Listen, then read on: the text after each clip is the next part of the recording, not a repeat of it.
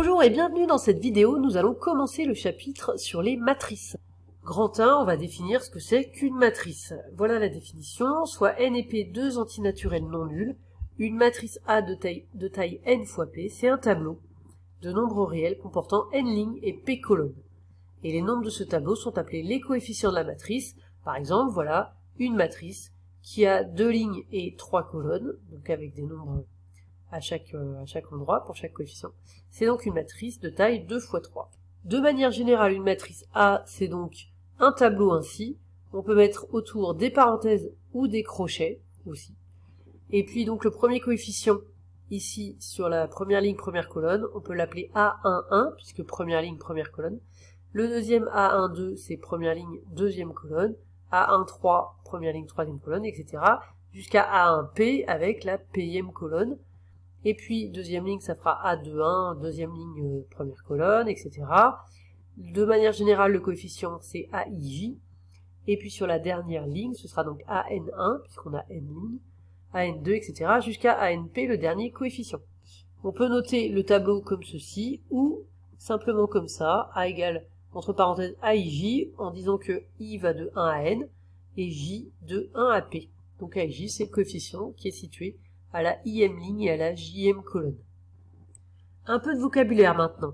La taille n fois p, on peut aussi l'appeler dimension ou format de la matrice. Lorsque n égale 1, on parle de matrice ligne. En fait, vous voyez, ça fait une ligne. Quand il y a une seule ligne, bah voilà. Donc on dit matrice ligne. Par exemple, là, c'est une matrice ligne avec 5 colonnes. Lorsque p égale 1, on parle de matrice colonne. Par exemple, ici, on a une colonne avec 4 lignes. Remarque, ici, vous voyez, si on a une matrice colonne avec 2 lignes ou 3 lignes, eh bien ça correspond en fait aux coordonnées d'un vecteur.